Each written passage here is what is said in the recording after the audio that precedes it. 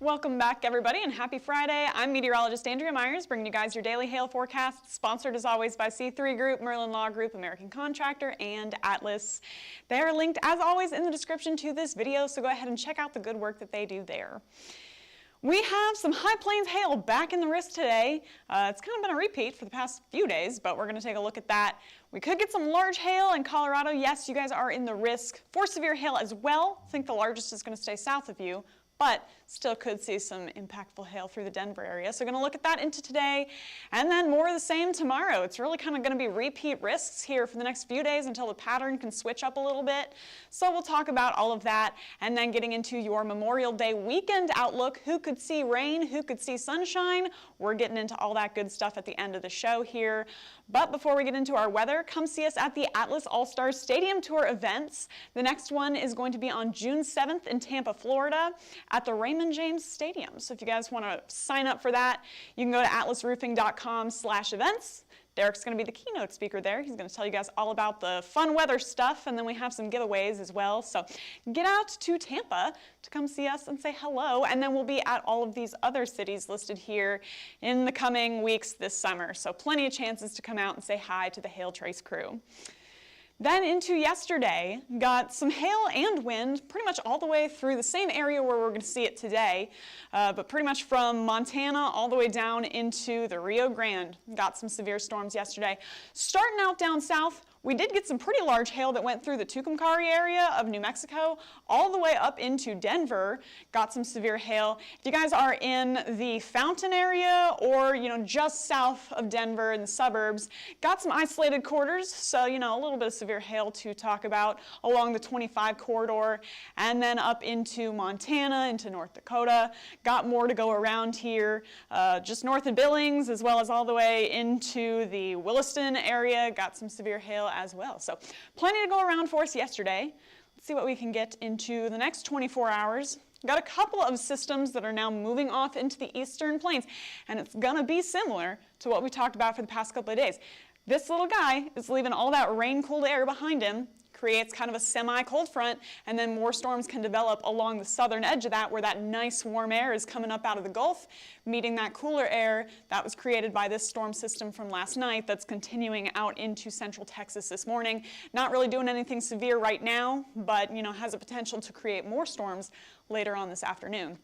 Kind of a similar situation with this that's moving through the central plains, but then we also have the mountain influence where we get those storms you can see them already starting to pop up here on our forecast, or on our current conditions, and then soon to be on our forecast radar.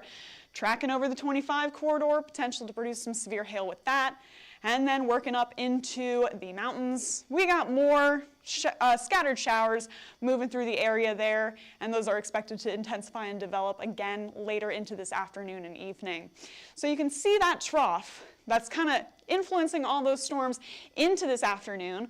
All right, it's bringing all that disturbed air out east, and then we got all that Gulf air moving in out from the east to the west, creating kind of a diffuse colder front area here, and that's where we're getting those storms into the next coming hours. So 66 degrees in Denver, 72 in Kansas City, all the way down into the 80s in Texas, and we'll see storms riding along where we have that disturbance and all that nice Gulf air moving into the area. So watching that, there's our dew points, kind of a similar story with all that Gulf modified air tracking up into the central and northern plains now. 50-degree dew points to pretty much go around, a little drier if you guys are up in the Ohio Valley or west of the Rockies. But again, where we have that modified air, that's where we're seeing dew points in the mid-50s right now, expected to pop up a little bit later on and help us produce those storms. So for instability, everything's pretty weak right now, right? That kind of weak trough making its way through, and those dew points sitting in the mid-50s. So instability is not going to be anything crazy to write home about by around 4 p.m., but enough to get us some storms into this afternoon. And then through tomorrow afternoon, kind of looking the same risk area all the way from the northern plains down into Texas, with just enough instability to get us some scattered storms through the area. Now, any storms that can form today are going to stay scattered, and that means that they'll have plenty of instability around it. Even though it's not a ton of instability, they get it all to themselves. So that means that they can potentially produce some large hail off of that through the Santa Fe area, all the way southwards once we get things developing by around 2:30. As those track off to the east, now we're seeing things start to get roaring as they move towards Clovis, as they move towards Midland, Odessa, starting to see things get a little bit more intense, working their way off to the east, but as they get closer together, we'll start to see those clusters kind of cut each other off, and then things start to taper off as it moves towards the 27 corridor and out into central Texas for tomorrow morning. Up into the Denver area, as well as, Pueblo and all the way between, we've got some storms developing by around 3 p.m. Mountain Time. Any of those could start to produce some isolated hail, which means severe hail is on the table. Then as it tracks off to the east, we pretty quickly get this line tracking its way through eastern Colorado through the plains area, so some strong winds are possible through that. And then any storms that move in behind there could potentially also produce some severe hail into late tonight. So watching Denver and the Front Range areas for storms into this afternoon and evening. We could potentially see some larger hail with any of those isolated cells. Then up into Montana and Wyoming, storms everywhere, so we got some pretty good coverage up here. A couple of those could be isolated and could produce some large hail, but the majority of us are just going to see some strong winds with any of these bowing structures or clusters, and then a lot of hail under severe limits and very scattered severe hail through the region into today from just all that storm coverage that's moving through. So putting that all together, here is your hail forecast for today. Anywhere through the risk area there could see at least quarters to $50. Largest hail is expected through the southern plains. Highest instability through there, storms staying isolated, means we could potentially see some large hail through there, upwards of 2.5 inches, but we could still see some ping pong to golf ball size stones anywhere from Montana down into Colorado. So looking at your city-specific forecast risk, anywhere from Santa Fe out into Amarillo, could potentially see, or sorry, that's Lubbock, but could potentially see quarters to $50 into this afternoon.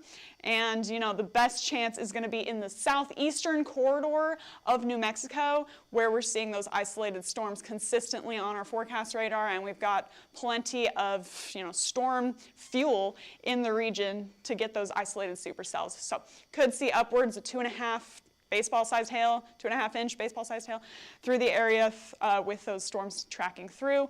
Moderate chances for Clovis. Best chance is going to be Roswell and probably just east of that. Then up into the southern plain, or central plains and northern plains here. So Denver, you guys do have a moderate to see possibly some severe hail into today, quarters to $50. I wouldn't rule you out for ping pong to golf ball with any of those isolated storms, but again, you know how Denver is. You usually get either a ton of small hail or you get one storm that really gets rolling and produces that larger hail. So watching Denver today, moderate chance for you guys to get severe stones. Could see some orange on the map for you guys today. Glasgow all the way down into Casper, low end chance for you guys, but that southeastern corridor of Montana and northeastern corridor of Wyoming could also potentially see some ping pong to golf ball sized stones with those initial storms forming. For wind, same area here, and it's going to stay pretty scattered. Those bowing structures that are forming through the eastern Colorado corridor could potentially get going with some strong winds, but those are going to be mostly east of Denver and Pueblo. So for Clovis, moderate for you guys with that cluster moving through. Everybody else is staying low in the southern plains. Central Plains, same story, and then, except for, again, the eastern part of Colorado, and then Casper's kind of the same story as eastern Colorado, where you could see those lines tracking through, so moderate for you guys, low for Glasgow and Billings. Then for tornadoes, it's really where we're getting those isolated storms initially, so that's going to be near Denver, Cheyenne, as well as the southern plains here. So if you guys are in Clovis, Midland, Odessa, low end chance for you, Roswell, and again, just east, that's where we could potentially see some tornadoes tracking through with that large hail. Up into Denver, Cheyenne, and just north, again, isolated cells tracking through that area, so there is a chance for tornadoes for you guys through there as well. Then for tomorrow, it's part 2 of this risk. Looking at storms developing around 3 p.m. now, again through eastern New Mexico with that chance of large hail. Now we've got some storms tracking through the Texas Panhandle, and we could potentially see those intensify a bit as they move towards Oklahoma. It's going to be pretty short-lived, but we're watching that part as well. And then more storms developing up through Kansas with a chance for large hail. So kind of more coverage into tomorrow, but same risk area as those storms track off to the east. Just a whole mess. And then yet again, another storm system that just clusters up together and tracks down to the southeast through the overnight hours, producing yet another repeat risk potential for that area into the coming hours. Then up through the central and northern part of our risk area, got more storms developing through Wyoming, through Montana, tracking up to the northeast, with a potential for large hail, as well as high winds as they move their way through Rapid City, making a run at Bismarck, but looking like they'll kind of weaken as they get there. So for hail tomorrow, surprise, surprise, it's going to be the Front Range and High Plains. All the way from Rio Grande up into Colorado, could potentially see ping pong to golf ball sized stones. Best chance for large hail is going to yet again be Clovis and Roswell. Then up into Denver, low end chance for you guys into tomorrow, as well as anywhere north all the way up into North Dakota, Montana, and even the Canada border could see some severe hail, with the largest staying in that same spot, northeastern Wyoming, southeastern Montana for tomorrow. For wind, looking at really, again, just a similar risk area here. So if you guys are in the South Plains, going to be scattered for wind chances, so keeping everybody in a low for now, staying the same all the way up into the North Plains through Denver, Pueblo, Cheyenne, up into Rapid City. Low end chances for your wind, better chance for hail into tomorrow. So now I want to get into your Memorial Day forecast. If you guys are in Denver, Dallas, OKC, here are your temperatures, and we've got the nation's rain chances coming up here. But if you guys are in any of these cities, really nice temperatures for your Memorial Day weekend. There we are on Monday, working our way up into the upper 70s for a lot of us. So it should be really nice temperature-wise outside, and staying really consistent for the next 5 days here, sitting for, Dallas and Oklahoma City, sitting in the, upper 70s, low 80s for the next few days, and Denver, making a run at above 75 for a few days in a row here. So should be really nice temperature-wise outside.